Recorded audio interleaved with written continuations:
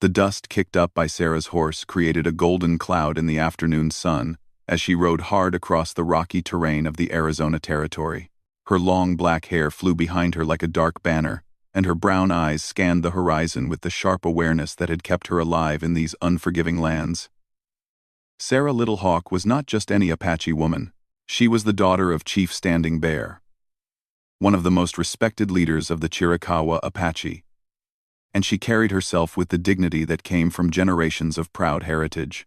But today, dignity would not save her from the danger that was closing in fast. Miles ahead, Jake Morrison wiped the sweat from his forehead with the back of his weathered hand. The 30-year-old cowboy had been tracking cattle thieves for 3 days now, and the trail was getting fresher with each passing hour. His blue eyes, the color of a winter sky, followed the hoofprints in the dirt, with the practiced skill of a man who had spent most of his life in the saddle. Jake was not like the other cowboys who worked the ranches in this territory, where others saw the Apache as enemies to be feared or fought. Jake had learned to respect their ways during his time as a scout for the cavalry. His horse, a sturdy bay gelding named Thunder, snorted and shook his head, sensing something in the air that made him nervous. Jake patted the animal's neck and spoke softly to calm him. Thunder had been with Jake for 5 years now, and the horse had never let him down. If Thunder was worried, then Jake knew he should be worried too. The sound of gunshots echoing across the canyon made both horse and rider freeze. Jake counted the shots carefully, 6 from what sounded like rifles, and then the sharp crack of a pistol answering back. Someone was in trouble. And from the direction of the shooting, it was coming from the same path that Sarah was traveling. Sarah had been riding to meet her cousin Mary at the trading post when she first noticed the riders following her. 3 white men on horseback, staying just far enough back to think they were being clever, but not far enough to fool someone who had been raised to notice every detail of her surroundings. She recognized them as the type of men who came to the territory looking for easy money and quick violence. They were the kind who thought an Apache woman traveling alone would be an easy target. She was about to prove them very wrong. When the men finally made their move, coming at her from 3 different directions, Sarah was ready. She had her father's rifle across her saddle, and she knew how to use it better than most men knew how to use their own weapons. Her first shot took the hat off the leader, a big man with a red beard and small, mean eyes. Her second shot put a hole through the shoulder of the man coming from her left, but even Sarah Little Hawk could not fight 3 men at once while controlling a frightened horse. Her mount, a spirited paint mare named Windwalker, was dancing and spinning as the gunshots echoed around them. The third man, a thin fellow with a scar across his cheek, was circling around to get behind her. Sarah knew she was in serious trouble. That was when Jake Morrison came thundering over the ridge like something out of a storybook. Jake had heard enough gunfights to know the difference between a fair fight and something that was not fair at all. When he saw the 3 men surrounding the lone Apache woman, his decision was made before his brain even had time to think about it. He put his spurs to Thunder's sides and came charging down the slope, his own rifle ready, and his voice raised in a war cry that would have made a Comanche warrior proud. The man with the scar heard Jake coming and turned to face this new threat, but he was too slow. Jake's first shot took him clean out of the saddle. The big man with the red beard was trying to reload his rifle while controlling his horse, and Jake's second shot made sure he would not get the chance to finish either task. The third man, the one Sarah had already wounded, decided that discretion was the better part of valor, and spurred his horse away from the fight as fast as the animal could carry him. But the danger was not over yet. Sarah's horse had been hit by a stray bullet and was going down. Windwalker stumbled and began to fall, and Sarah found herself trapped beneath the dying animal. The mare's weight was pinning her leg to the ground, and she could feel something sharp digging into her side, where she had landed on a broken piece of rock. Jake saw the situation and did not hesitate. He leaped down from Thunder before his horse had even come to a complete stop and ran to where Sarah was trapped. The Apache woman was conscious, but clearly hurt. Her face was pale despite her dark skin, and there was blood on her shirt where the rock had cut her. "Easy there, miss," Jake said as he knelt beside her. "I am going to get you out of this." Sarah looked up at this white cowboy who had come out of nowhere to help her. Most white men in this territory would have ridden on by without stopping. Or worse, they might have finished what the other 3 had started. But this man's eyes were kind, and his hands were gentle as he examined her situation. "The horse is too heavy," Sarah said through gritted teeth. "You cannot move her alone." Jake studied the problem for a moment. Windwalker was indeed a large horse, and she was not moving anymore. The animal had died quickly, which was a mercy, but her body was still pinning Sarah to the ground. Jake looked around and spotted a thick branch that had fallen from one of the nearby oak trees. "I am going to use this as a lever," he explained. "When I lift the horse, you are going to have to pull yourself free. It is going to hurt, but it is the only way." Sarah nodded. Pain was something she had been taught to endure from childhood. Apache women learned early that life in the desert was not gentle, and that survival sometimes required accepting pain and moving through it. Jake positioned the branch under Windwalker's body and put his full weight on the other end.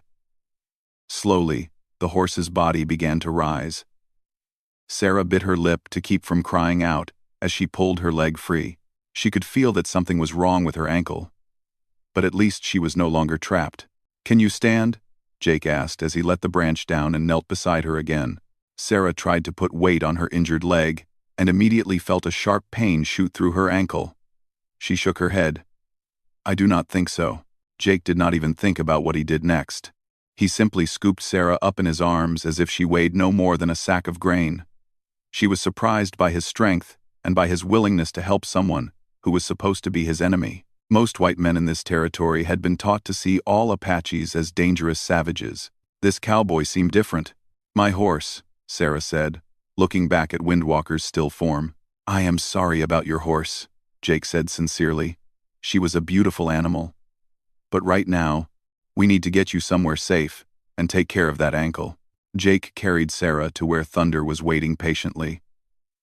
The bay gelding was well trained and stood still while Jake lifted Sarah up onto the saddle. Then Jake swung up behind her, trying to ignore how right it felt to have her in his arms. "Where were you heading?" Jake asked as he urged Thunder into a gentle walk. "The trading post," Sarah replied. "I was going to meet my cousin Mary there." Jake knew the trading post she meant. It was owned by a man named Tom Bradley, who had always been fair in his dealings with both white settlers and the Apache people. Tom's wife Martha was known for her skill with healing herbs and broken bones. If anyone could take care of Sarah's injuries, it would be Martha Bradley. As they rode together across the desert landscape, Jake found himself very aware of the woman in his arms. Sarah smelled like sage and leather, and something else that was uniquely her own. Her hair was soft against his cheek, and despite her injuries, she sat straight and proud in the saddle. Sarah was equally aware of the man behind her. Jake Morrison was strong and capable. That much was clear. But there was something else about him that she could not quite identify. Most white men held themselves apart from her people, as if they were afraid that getting too close might somehow contaminate them. This man seemed different. He held her carefully, protectively, but not like she was something fragile or foreign. "Why did you help me?" Sarah asked as they rode. Jake was quiet for a long moment. "Because it was the right thing to do," he finally said. "Those men would have hurt you if they could have. No woman should have to face that alone. Most white men would not have stopped." "Most white men are fools," Jake replied simply. Sarah turned her head slightly to look at him. "You are not like the others." Jake met her eyes and felt something shift inside his chest. "Neither are you." They rode in comfortable silence for a while, each lost in their own thoughts. Sarah was thinking about how different this cowboy was from what she had expected. She had been raised with stories about white men who took what they wanted and destroyed what they could not take. But Jake Morrison had risked his own life to save her from men of his own race. He had been gentle with her injuries and respectful of her dignity. Jake was thinking about how wrong he had been about Apache women. He had heard all the stories about savage squaws who were as dangerous as their warriors, but Sarah Little Hawk was clearly an educated, intelligent woman who carried herself with quiet dignity. She was also, he was beginning to realize, one of the most beautiful women he had ever seen. The trading post came into view just as the sun was beginning to set behind the mountains. It was a sturdy adobe building with a wooden porch and corrals for horses. Smoke was coming from the chimney, and warm yellow light spilled from the windows.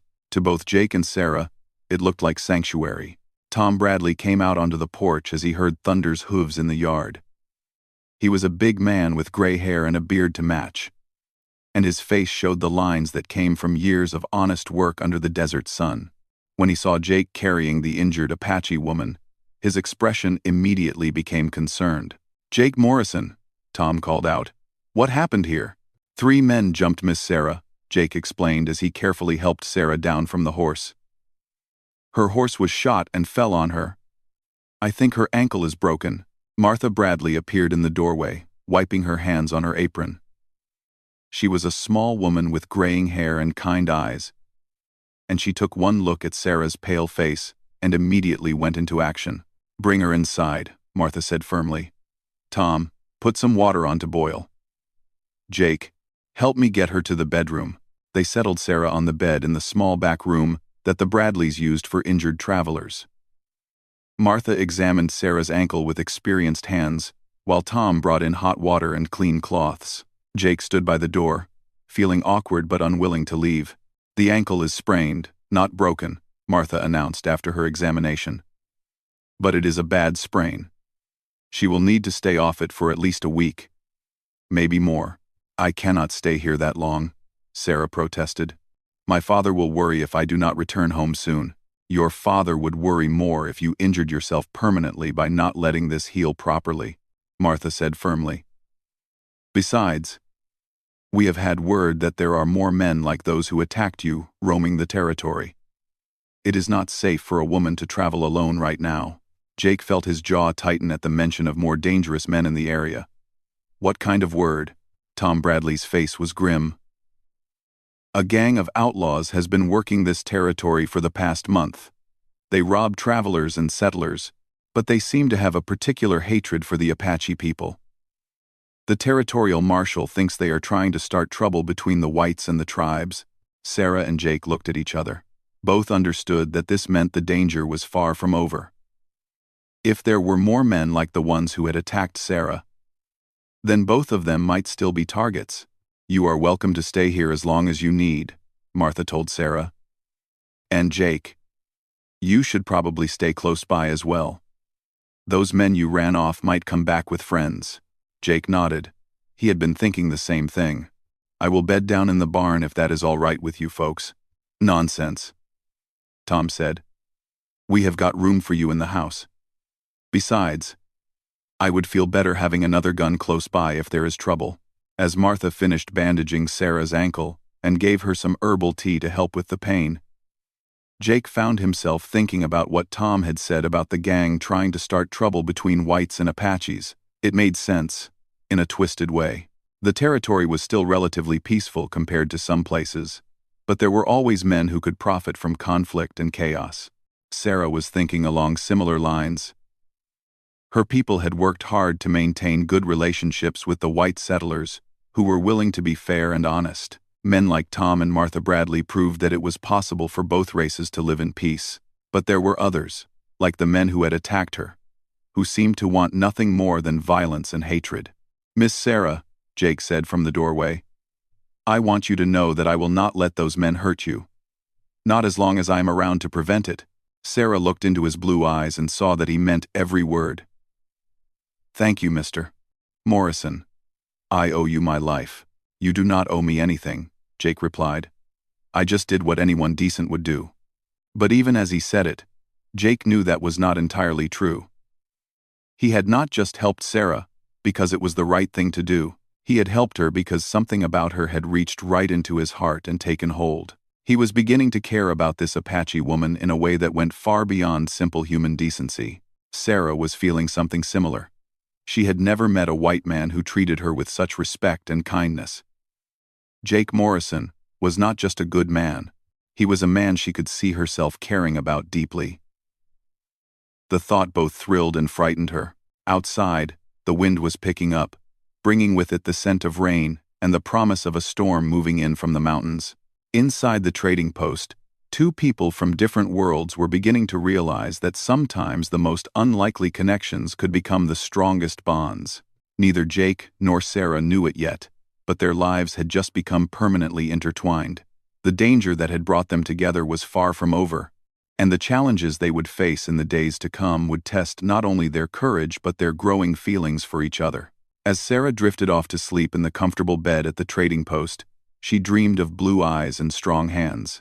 As Jake settled down on the cot in the main room, he found himself thinking about dark hair and quiet dignity. Both of them knew that something important had happened today, something that would change both of their lives forever. The storm that was building outside was nothing compared to the storm of emotions and danger that was building around them. But for tonight, they were safe, and that was enough. The storm that had been building the night before arrived with full force just before dawn. Rain hammered against the windows of the trading post, and thunder rolled across the desert like the sound of charging cavalry. Jake woke to the sound of the wind howling around the building, and his first thought was of Sarah. He hoped the noise was not keeping her awake when she needed rest to heal. In the back room, Sarah was indeed awake, but not because of the storm. She had been thinking about the cowboy who had saved her life, trying to understand why he was so different from other white men she had encountered. Her ankle throbbed with a dull pain, but it was her heart that was causing her the most confusion. She had never felt anything like the warmth that spread through her chest when Jake looked at her with those kind blue eyes. Martha Bradley was already moving around the kitchen when Jake emerged from his makeshift bed. The older woman smiled at him and nodded toward the coffee pot warming on the stove. "Help yourself," she said. "I imagine you could use something hot after sleeping on that hard cot." "Thank you, ma'am," Jake replied, pouring himself a cup of the strong coffee. "How is Miss Sarah this morning?" "Her ankle is better than I expected," Martha said. "The swelling has gone down some, and she does not seem to have any fever. But she will still need to stay off it for several days." Jake nodded, trying to ignore the relief he felt at knowing Sarah was improving. He told himself it was just natural concern for someone he had helped, but deep down he knew it was more than that. Tom Bradley came in from checking on the horses, shaking rainwater from his coat. "This storm is going to last most of the day," he announced. "Nobody will be traveling in this weather." "That might be a good thing," Jake said. "Those outlaws will not be moving around much either." But even as he said it, Jake felt uneasy. Dangerous men did not always let bad weather stop them, especially if they were angry about losing a fight. The three men who had attacked Sarah might be looking for revenge, and they might have friends willing to help them get it. Sarah spent the morning resting and talking with Martha Bradley. The older woman had lived in the territory for 20 years, and she had many stories about the early days when tensions between whites and Apaches had been much higher. Martha spoke of Sarah's people with genuine respect, something Sarah was not used to hearing from white settlers.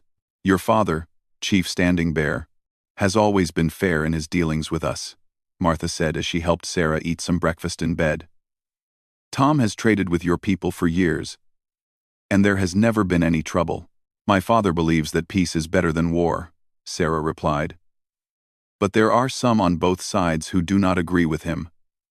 "One," Martha nodded sadly. "There are always those who profit from hatred and violence. The men who attacked you yesterday are that type. Mr. Morrison risked his life to help me," Sarah said quietly. "Why would he do that for someone he did not even know?" Martha studied Sarah's face and saw something there that made her smile slightly. "Jake Morrison has always been different from other men. He sees people for who they are, not what color their skin is or what tribe they come from. He is a good man. Sarah, one of the best I have ever known." Later that morning, when the rain had settled into a steady but lighter pattern, Jake came to check on Sarah. He knocked softly on the door frame and waited for permission to enter. "Come in, Mr. Morrison," Sarah called. Jake stepped into the room, hat in hand, feeling somehow awkward. In the morning light streaming through the window, Sarah looked even more beautiful than she had the day before. Her long black hair was loose around her shoulders, and her dark eyes were clear and alert. "How are you feeling today?" Jake asked. "Much better, thanks to Mrs. Bradley's care," Sarah replied. "And thanks to you. I have not properly thanked you for what you did yesterday." Jake felt his cheeks warm slightly. "I told you. You do not need to thank me." "Yes, I do," Sarah said firmly. "You saved my life, and you treated me with kindness when you had no reason to do so." "That means something," Jake sat down in the chair beside the bed, still holding his hat. "Can I ask you something, Miss Sarah?" "Of course. Why were you traveling alone yesterday?" "I mean, these are dangerous times for anyone to be traveling alone, but especially for—" Jake paused, not wanting to say the wrong thing.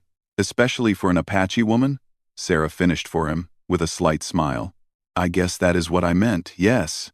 Sarah was quiet for a moment, looking out the window at the rain. "I was going to meet my cousin Mary at this trading post. She is married to a white man, a farmer named John Peterson. Their marriage has caused problems for both families." Jake felt a strange tightness in his chest at the mention of a white man married to an Apache woman. "What kind of problems?" "Some of my people think Mary has betrayed her heritage by marrying outside the tribe," Sarah explained. "And some of his people think John has betrayed his race by marrying an Apache. There have been threats from both sides." "But they love each other," Jake said. It was not a question. Sarah looked at him with surprise.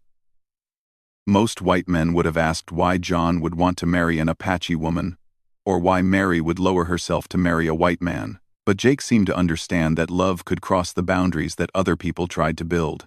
"Yes," Sarah said softly. "They love each other very much. Mary says that love is stronger than hatred. But sometimes I wonder if she is right." Jake leaned forward in his chair. "What do you think?" "I want to believe she is right," Sarah said. "But I have seen so much hatred in my life. Between my people and yours, between different tribes, between rich and poor. Sometimes it seems like hatred is easier for people than love. Maybe that is exactly why love is so important," Jake said quietly. "Because it is harder. Because it requires courage." Sarah looked into his blue eyes and felt that warmth spread through her chest again. "You speak like a man who knows something about courage." "I know that it took courage for your cousin to marry the man she loved," Jake replied. "And I know it took courage for him to marry her. Maybe that is the kind of courage this territory needs more of." They talked for another hour, sharing stories about their lives and their families. Jake told Sarah about growing up on a small farm in Texas, and how he had come to the Arizona territory looking for work after his parents died. Sarah told him about learning to ride and hunt from her father, and about her dream of someday teaching Apache children to read and write in both English and their native language. "You want to be a teacher?" Jake asked with obvious admiration. "I think education is the key to understanding," Sarah explained. "If Apache children can learn the ways of the white world, and if white children can learn about Apache ways, maybe there will be less fear between our peoples." Jake found himself more and more impressed by this remarkable woman. She was not just beautiful and brave, she was intelligent and thoughtful in ways that made him want to know everything about her. Their conversation was interrupted by the sound of horses approaching the trading post. Tom Bradley's voice could be heard greeting whoever had arrived, but his tone was tense. Jake immediately stood up, his hand moving instinctively toward his gun. "Stay here," he told Sarah. "I will go see who it is." Jake made his way to the front window and carefully looked outside. 3 riders were dismounting from their horses, and even through the rain he could see that they were heavily armed. 2 of them he recognized as men he had seen around the territory before, known troublemakers who rode with various outlaw gangs. The 3rd man was a stranger, but his expensive clothes and the way he carried himself suggested he might be the leader. Tom Bradley was standing on the porch, trying to be polite, but clearly uncomfortable. "What can I do for you, gentlemen?" Tom asked.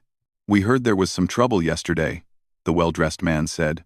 His voice carried a slight accent that Jake could not place. 3 of our associates were attacked and robbed by Indians." Jake felt his jaw clench. These men were twisting the story, making Sarah and him sound like the criminals. "I do not know anything about that," Tom replied carefully.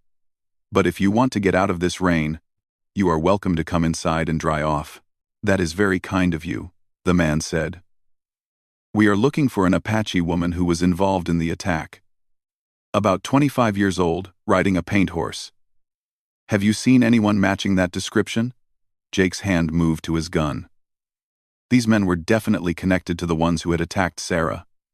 They were looking for her. And they obviously intended trouble. Tom Bradley was a good man, but he was not a fighter. Jake could see the older man's hesitation, and he knew Tom was trying to figure out how to handle the situation without putting anyone in danger. Jake made his decision. He opened the door and stepped out onto the porch, his hand resting on his gun butt. "Can I help you gentlemen with something?" The well-dressed man turned to look at Jake, and there was something in his pale gray eyes that made Jake immediately wary. This was a dangerous man, someone who enjoyed causing pain and fear. "And you are?" the man asked. "Jake Morrison. I am a guest here." "Mr. Morrison," the man said with a cold smile. "I am Marcus Webb. Perhaps you have heard of me?" Jake had indeed heard of Marcus Webb.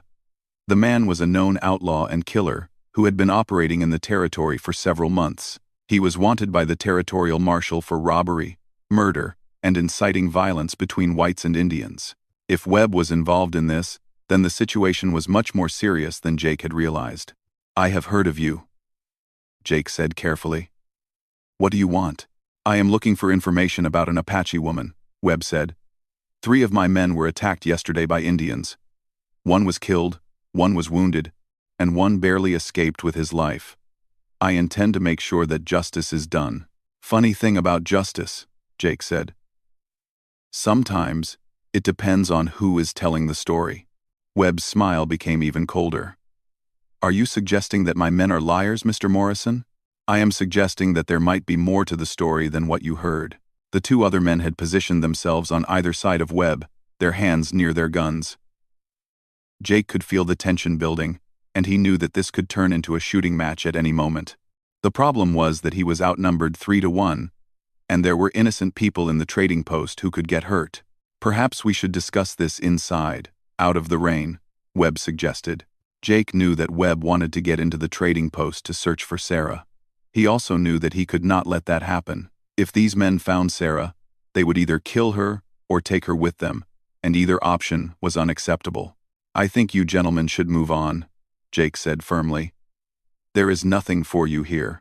Webb studied Jake for a long moment, and Jake could see the man calculating his options.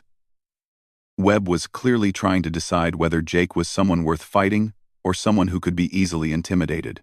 "You seem very protective of this place, Mr. Morrison," Webb said. "I wonder why that is." Before Jake could answer, the door behind him opened, and Tom Bradley stepped out. The older man was carrying his rifle, and while his hands were shaking slightly, his voice was steady. "I think Jake is right," Tom said. "You gentlemen should move on. We do not want any trouble here." Webb looked back and forth between Jake and Tom, and his expression became thoughtful. 2 against 3, he mused. "Not very good odds for you." "Maybe not," Jake said. "But sometimes it is not about the odds. Sometimes it is about what is right." Webb laughed. But there was no humor in the sound.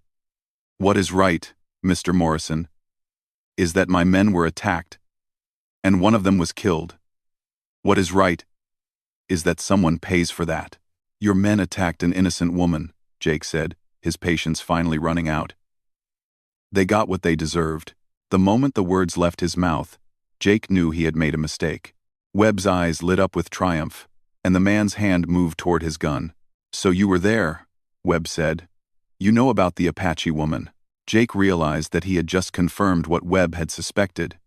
Now there was no way to avoid a confrontation. "Yes, I was there," Jake said. "Your men were trying to hurt an innocent woman, and I stopped them." Webb's gun cleared leather fast, but Jake was faster. His Colt came up and fired before Webb could complete his draw. The outlaw leader stumbled backward, clutching his shoulder, his own gun falling to the porch. The other 2 men went for their weapons. But Tom Bradley's rifle boomed, and one of them spun around and fell down the porch steps. The 3rd man found himself looking down the barrel of Jake's smoking Colt and decided that discretion was the better part of valor. "Drop it," Jake ordered. The man let his gun fall to the porch and raised his hands. Webb was still alive, but he was bleeding badly and clearly in considerable pain. "This is not over, Morrison," he gasped. "There are more of us. We will find that Apache woman. And when you do, you will have to go through me first," Jake said quietly. Webb managed a painful laugh. "You cannot protect her forever." "Maybe not," Jake replied. But I can try. Inside the trading post, Sarah had heard the gunshots and was trying to get out of bed despite her injured ankle. Martha Bradley was trying to keep her from putting weight on her foot, but Sarah was determined to see what was happening. Jake might be hurt, Sarah said as she limped toward the door. He might be, Martha agreed. But you getting hurt too will not help him. When the shooting stopped and they heard Jake's voice giving orders, both women breathed sighs of relief. A few minutes later, Jake appeared in the doorway of Sarah's room, and she could see that he was unharmed. Are you all right? Sarah asked. I am fine, Jake replied. But we have a problem. That was Marcus Webb and some of his gang. They are definitely looking for you, and they are not going to give up easily. Sarah felt a chill that had nothing to do with the rain outside. She had heard of Marcus Webb. Every Apache in the territory knew about the outlaw, who seemed to take particular pleasure in tormenting and killing her people. What do we do now? She asked. Jake was quiet for a moment, thinking. Webb was wounded but not dead, and there would definitely be more men coming. The trading post was isolated and difficult to defend against a large group. They needed to get Sarah somewhere safer. But she could not travel far on her injured ankle. We need to get word to your father, Jake said finally. He needs to know what is happening, and we need help. Sarah nodded. My cousin Mary and her husband live about 10 miles from here. If we could get to their farm, they could send word to my father. Can you ride? Jake asked. Sarah tested her weight on her ankle and winced. I think so. If I have to. Jake made his decision. We will leave as soon as this storm passes. Webb and his men will probably come back with reinforcements, and we cannot hold them off here. Tom Bradley appeared in the doorway. Jake is right, he said. We tied up Webb and his remaining man, but that wounded fellow got away. He will bring more men back. You can count on it. What about you and Martha? Sarah asked. You have helped us, and Webb will blame you for what happened. Tom's face was grim. Martha and I have been talking about that. We think it might be time for us to visit her sister in California for a while. At least until this trouble blows over. Jake felt bad about bringing danger to these good people, but he knew they were making the right decision. Webb was not the kind of man to let go of a grudge, and anyone who had helped Jake and Sarah would become targets. The rain continued through the afternoon, but by evening it had lightened enough for travel to be possible. Jake saddled Thunder and found another horse for Sarah to ride. A gentle mare that belonged to the Bradleys. As they prepared to leave, Sarah realized that she was about to embark on a journey that would take her even further from the life she had known. She was about to travel with a white man to stay with her mixed-race cousin, all while being hunted by dangerous outlaws. A week ago, such a situation would have been unimaginable, but as she watched Jake check their supplies and prepare for the journey ahead, Sarah realized that she trusted this man completely.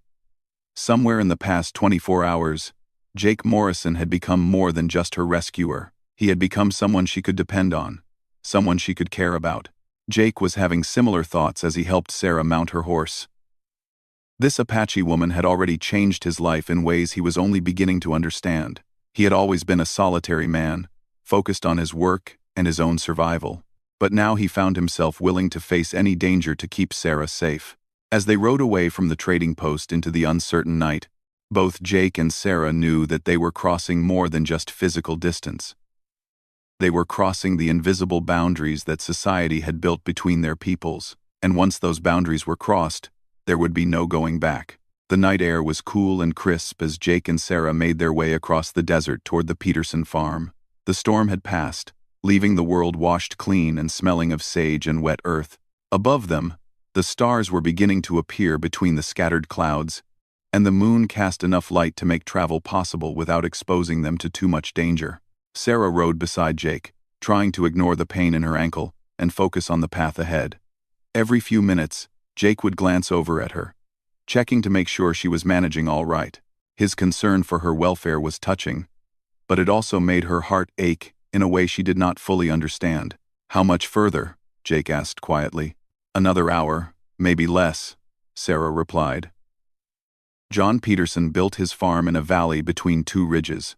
It is well hidden and easy to defend. Jake nodded. but he remained watchful.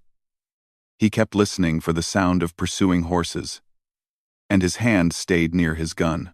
Marcus Webb was wounded but not dead, and angry men like Webb did not give up easily. Jake knew they would be followed.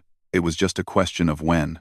As they rode, Sarah found herself thinking about what would happen when they reached the Peterson farm. Mary would welcome her, of that she was certain.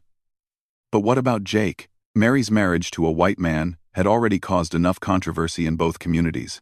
What would people think when they learned that Sarah Little Hawk was traveling with a white cowboy? More importantly, what did she think about it herself? Sarah had never imagined that she could feel this way about any man, let alone a white man. But Jake Morrison was unlike anyone she had ever met. He was strong and brave, but also gentle and kind. He treated her as an equal, not as something exotic or dangerous. When he looked at her, she saw respect and growing affection in his blue eyes. Jake was struggling with his own thoughts as they traveled through the night. He had always been a practical man, focused on simple things like work and survival. But Sarah had awakened something in him that he had never known existed. He found himself thinking about protecting her not just from immediate danger, but from all the hardships that life might bring. He wanted to build something with her. Something lasting and good, but how could that be possible? He was a white cowboy with no family and few prospects beyond his skill with horses and cattle. She was the daughter of an Apache chief, educated and dignified, with responsibilities to her people. What kind of future could they possibly have together? They were both so lost in their thoughts that they almost missed the sound of horses approaching from behind. Jake heard it first, the distant rhythm of hoofbeats on the rocky ground. He held up his hand for Sarah to stop and listened carefully. "How many?" Sarah whispered. Jake concentrated on the sound.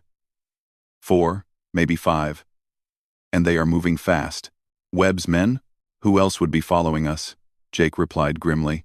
They were still at least 30 minutes away from the Peterson farm, and their horses were already tired from the long ride. Jake looked around for a place where they could make a stand, but the terrain here was mostly open ground with scattered rocks and small bushes, not ideal for defense against superior numbers. "There," Sarah pointed to a small rise ahead of them. "Behind that ridge, we can see them coming and make them approach uphill." Jake nodded and urged Thunder toward the ridge. It was not perfect, but it was better than being caught in the open. They rode hard for the rocky outcropping, and Jake helped Sarah dismount and find cover among the boulders. Her ankle was causing her obvious pain, but she did not complain. The pursuing riders appeared in the moonlight about 10 minutes later. Jake counted 5 men, all heavily armed and riding hard. Even at a distance, he could see that Marcus Webb was among them, his left arm in a makeshift sling but still determined to have his revenge. "They will try to circle around and come at us from both sides," Sarah said quietly. Jake checked his rifle and pistol, making sure both weapons were loaded and ready. "How many rounds do you have?" Sarah showed him her father's rifle and the bullets she carried in a leather pouch. "Enough for a fight, but not for a long siege. Hopefully, it will not come to that," Jake said. Though he was not feeling particularly optimistic, the 5 men had stopped about 200 yards away, apparently discussing their plan of attack. Jake could see them pointing toward different approaches to the ridge, and he knew Sarah had been right about them trying to surround their position. "Miss Sarah," Jake said quietly, "if things go badly here, I want you to take my horse and ride for the Peterson farm as fast as you can." "I am not leaving you to face 5 men alone," Sarah replied firmly. "You have to think about staying alive," Jake argued. "Your people need you." Sarah looked at him steadily in the moonlight. "My people need me to be brave and true to my heart. Running away and leaving you to die would not be either of those things." Jake felt something tighten in his chest at her words. "Sarah, we fight together, or we die together," she said simply. "That is my decision." Before Jake could argue further, the attack began. 2 of the men rode straight toward their position, while the other 3 split up to come at them from the sides.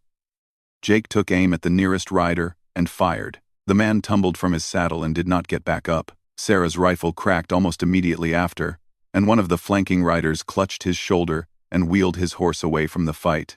That left 3 men, including Marcus Webb, but they were now in position to attack from multiple directions.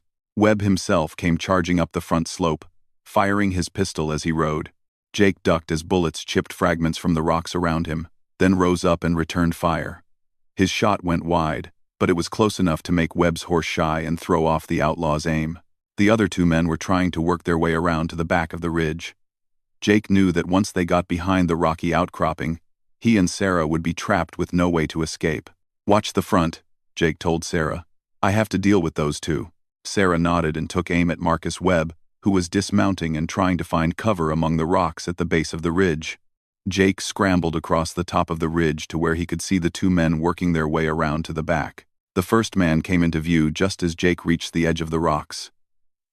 Jake fired quickly, and the man fell backward with a cry of pain. The second man heard his partner fall and came around the corner with his gun blazing. Jake felt a bullet tug at his shirt sleeve as he dove for cover behind a boulder. Behind him, he heard Sarah's rifle fire, followed immediately by Marcus Webb's angry shout. Jake hoped that meant she had found her mark. The remaining flanker was pinned down behind a small outcropping about 50 yards away. Jake could see the man's hat above the rocks, but he did not have a clear shot. This was turning into a standoff, with neither side able to get a decisive advantage. That was when they heard the sound of more horses approaching. Jake's heart sank as he realized that Webb must have brought even more men than he had thought. But then he heard Sarah call out in Apache, and the voice that answered her was speaking the same language. "My cousin," Sarah called to Jake. "Mary and John are coming, and they have brought help." Jake looked down the valley and saw at least 6 riders approaching at a gallop. As they got closer, he could see that 3 of them were Apache warriors, probably friends or relatives of Sarah's family. The others appeared to be white men, likely neighbors of the Peterson farm who had come to help. Marcus Webb apparently saw the new arrivals as well, because his shooting stopped abruptly. Jake heard the outlaw shouting orders to his remaining men, and within minutes the surviving attackers were mounting their horses and riding away as fast as they could go. Jake carefully made his way back to where Sarah was waiting. She was pale but smiling, and there was a small cut on her cheek where a rock fragment had grazed her. "Are you hurt?" Jake asked immediately. "Just a scratch," Sarah replied. "You?" Jake looked down and saw that his shirt sleeve was torn, and there was blood on his arm where a bullet had creased him. "Nothing serious." The rescue party reached them a few minutes later, and Jake found himself facing a group of armed men who were not entirely sure what to make of him. The 3 Apache warriors looked at him with obvious suspicion, while the white farmers seemed confused about why he was traveling with Sarah. A young woman with long black hair and kind eyes dismounted and ran to embrace Sarah. This had to be Mary Peterson, the cousin who had married outside her tribe. Behind her came a tall, sandy-haired man who was obviously her husband John. "Sarah, thank God you are safe," Mary said, holding her cousin tightly. "When John got word about the trouble at the trading post, we were so worried." "How did you know?" Sarah asked. "Tom Bradley rode to our place after you left," John Peterson explained. "He told us about Marcus Webb and his men. We gathered everyone we could and came looking for you." One of the Apache warriors, a man of about 40 with graying hair and intelligent eyes, approached Jake cautiously. "You are the cowboy who saved our daughter," he said in accented but clear English. Jake realized this must be one of Chief Standing Bear's trusted men, probably sent to bring Sarah home safely. "I did what anyone should have done," Jake replied. The warrior studied Jake for a long moment. "Not anyone would have done what you did. Not for one of our people." "Sarah is not just one of your people to me," Jake said quietly. "She is." He paused, not sure how to finish that sentence. Sarah looked at him with surprise, and something else in her dark eyes. "I am what, Jake?" Jake met her gaze and felt all his uncertainty fall away. It did not matter what anyone else thought, or what problems they might face. He knew what was in his heart, and it was time to speak the truth. "You are the woman I love," Jake said simply. The words seemed to hang in the night air like a challenge to the world. The Apache warriors looked shocked, John Peterson looked worried, and Mary Peterson looked delighted. But Jake only cared about Sarah's reaction. Sarah felt her heart skip as she heard those words. She had hoped that Jake's feelings for her might be growing as strong as hers for him, but she had not dared to believe it until this moment. "And you are the man I love," she said clearly, so that everyone could hear. The older Apache warrior looked back and forth between them, his expression unreadable. "This is something that must be discussed with your father," he told Sarah. "Yes," Sarah agreed. "It is." John Peterson stepped forward, his arm around his wife Mary. "I know what you are all thinking," he said to the group. "Mary and I faced the same problems when we wanted to be married. People said it was wrong, that it would never work, that we would regret it." He looked at his wife with obvious love and contentment. "We have been married for 3 years now, and every day I thank God for bringing Mary into my life. Love does not know about the color of skin or the differences between tribes. Love just is." Mary nodded and spoke to her cousin in Apache. Sarah answered in the same language, and Jake could tell by their expressions that they were discussing something important. Finally, Sarah turned back to him. "Mary says that if you are willing to face the challenges that will come, and if you are willing to learn our ways, as well as share yours, then she believes we can make a life together." Jake looked at this remarkable woman who had already changed his life in ways he was still discovering. He thought about the danger they had just faced together, and how natural it had felt to fight beside her. He thought about their conversations, and how much he had learned about her intelligence and her dreams. He thought about how right it felt when she was in his arms. "I am willing to face anything if it means being with you," Jake said. The Apache warrior who had been speaking for Sarah's father stepped forward. "There will be a price for this choice," he warned. "Some of our people will not accept it easily. Some of your people will reject you both." "Some people rejected Mary and me too," John Peterson said. "But others came to understand that love can build bridges between different worlds." Sarah looked around at the faces of her family and friends, and then at Jake. "I believe love is stronger than hatred," she said. "My cousin Mary taught me that. And if Jake and I can help build those bridges, then perhaps our union will mean something important for both our peoples." Over the next few weeks, as Sarah's ankle healed and the immediate danger from Marcus Webb passed, Jake began the process of learning what it would mean to become part of Sarah's world. He spent time with Chief Standing Bear and other leaders of the Apache community, learning about their customs and traditions. He studied their language and their beliefs, and he showed that he was serious about respecting Sarah's heritage. It was not easy. There were indeed some members of both communities who opposed the match.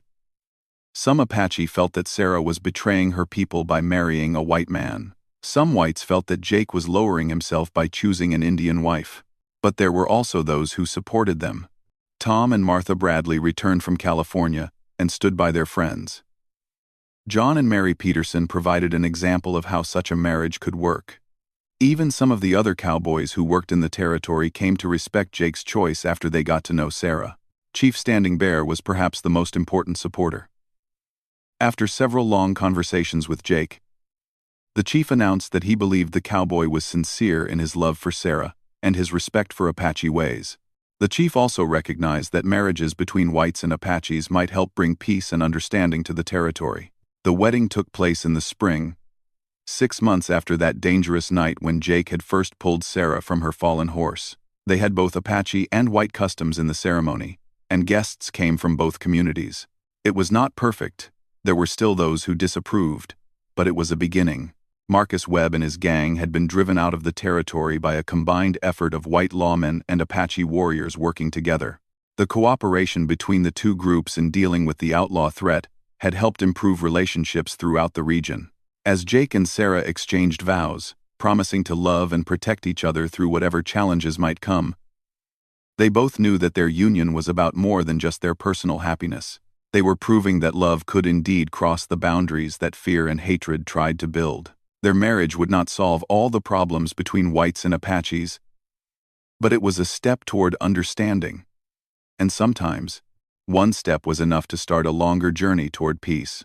Years later, when people told the story of the cowboy who hauled the Apache woman from her mount as danger closed in, they would remember it as the beginning of something important, not just a rescue, but the start of a love story that helped change their world. Jake and Sarah Morrison built a ranch in the valley between White and Apache lands, and their home became a place where people from both communities could meet and learn from each other. Their children grew up speaking both English and Apache, understanding both cultures, and carrying forward the bridge that their parents' love had built. The danger that had brought them together was long past, but the love they had found in those dangerous days lasted for the rest of their lives. And in a territory that had seen too much hatred and violence, their union stood as proof that courage and love could overcome any obstacle. When Sarah looked back on that day when she had been trapped beneath her fallen horse, she always smiled. What had seemed like the worst moment of her life had actually been the beginning of the best part. Jake had indeed needed her safe before their union, but she had needed him just as much. And together, they had found a love strong enough to change the world around them.